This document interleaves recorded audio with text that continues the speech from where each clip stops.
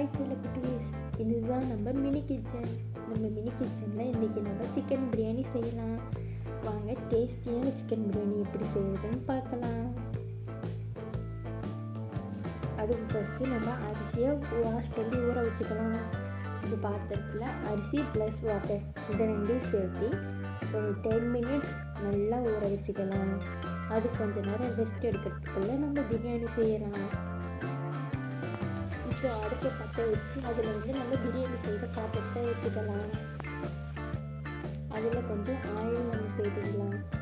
Oil சேர்த்து oil நல்லா சூடாகணும். அது வரைக்கும் நம்ம கொஞ்சம் வெயிட் பண்ணணும். அதுக்கப்புறம் நம்ம ஸ்பைசஸ் சேர்த்து போகிறோம். ஸ்பைசஸ்னால் ஏலக்காய், பிரியாணி இலை இதெல்லாம் சேர்த்து கொஞ்சம் நேரம் ஃப்ரை ஆகணும்.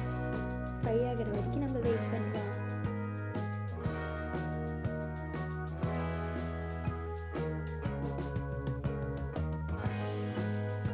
இப்போ ஃப்ரை ஆகிருச்சு. நம்ம குட்டி குட்டியாக கட் பண்ணால் வெங்காயத்தை சேர்த்துக்கலாம். சேர்த்து இதுவும் நல்லா கோல்டன் ப்ரௌன் கலர் வரைக்கும் ஆகட்டும். அதில் இஞ்சி பூண்டு பேஸ்ட்டு கொஞ்சம் சேர்த்துக்கலாம்.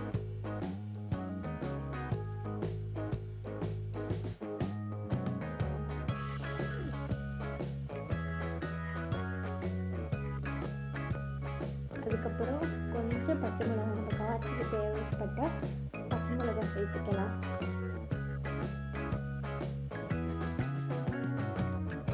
சேர்த்து நல்லா ஃப்ரை பண்ணிக்கலாம்.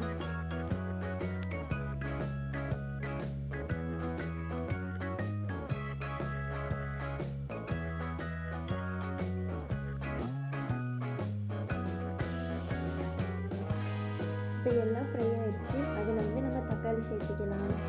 ஒரு 1 தக்காளி நல்லா சேர்த்து நல்லா ஃப்ரை பண்ணிக்கலாம்.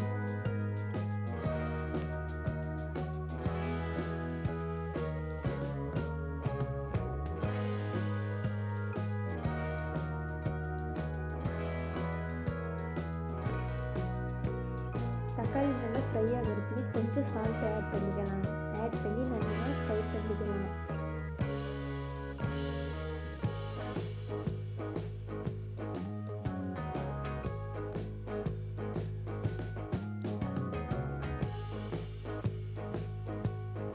இப்போ நம்ம அதில் மசாலா சேர்த்து போகிறோம். என்னென்னா பிரியாணி மசாலா, உங்களுக்கு காரம் தேவைப்பட்டதுன்னா chilli powder and garam masala, இது 3மே சேர்த்து நல்லா ஃப்ரை பண்ணிக்கலாம்.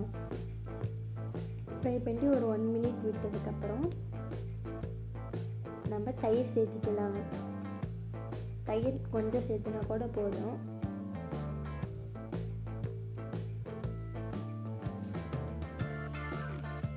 அப்புறம் அப்புறம் செல்லக்குட்டீஸ், உங்களுக்கு யாருக்கெல்லாம் சிக்கன் பிரியாணி பிடிக்கும்னு சொல்லுங்கள்.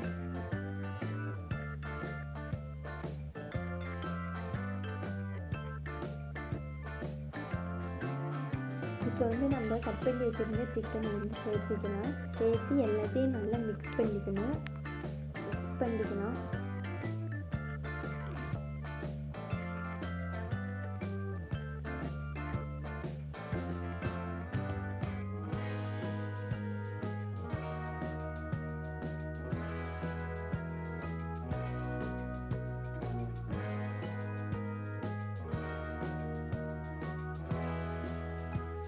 இப்போ புதினா கொத்தமல்லி சேர்த்துக்குவோம். பிரியாணியில் நல்லா சேர்த்து நல்லா ஃப்ரை பண்ணிக்கலாம்.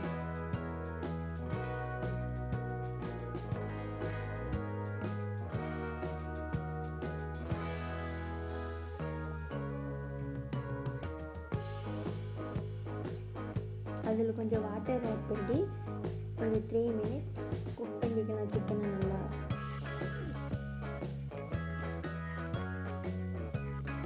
சிக்கன் இன்னும் கொஞ்சம் நேரம் இருந்தால் போதும்.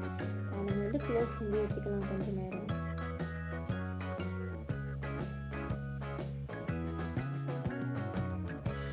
இப்போ நம்ம ரைஸை கழுவிட்டு வந்துடணும். அது ஃபஸ்ட்டு வாட்டரில் ஊற்றி நல்லா வாஷ் பண்ணிக்கலாம். ஒரு 3 to 4 டைம் நல்லா வாஷ் பண்ணாங்க ரைஸ் சூப்பராக இருக்கும்.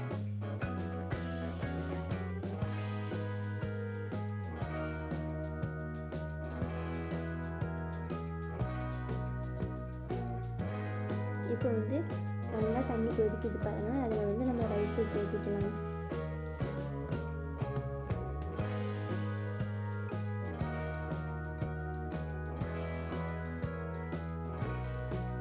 ரைஸை நம்ம சேர்த்திட்டு இப்போ வந்து நல்லா கிளறிக்கலாம்.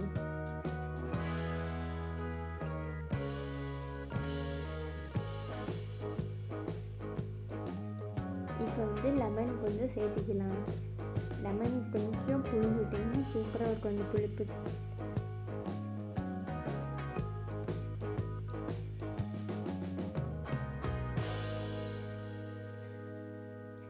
கொஞ்சம் மேலே புதினாவும் தூவி விட்டு நம்ம வந்து க்ளோஸ் பண்ணி வச்சுக்கலாம் பிரியாணியை.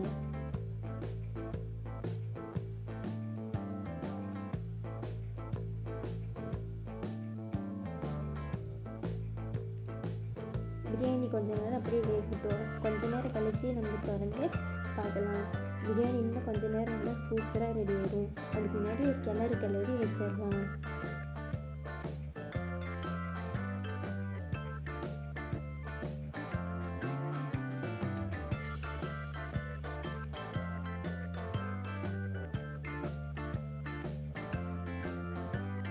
பாருங்கள், சூப்பராக இருக்குது. இன்னும் ஒரு 5 மினிட்ஸ் வந்துக்கலாம் பிரியாணி.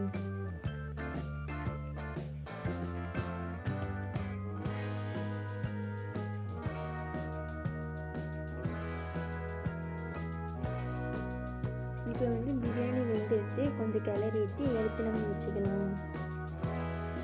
பாருங்கள், சூப்பராக இருக்குது பிரியாணி. இப்போ வந்து நம்ம சாப்பிட்லாம்.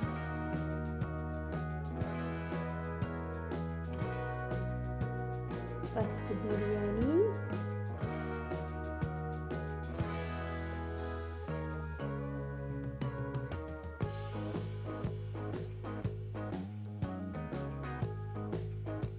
கொஞ்சம் தயிர் பச்சடி,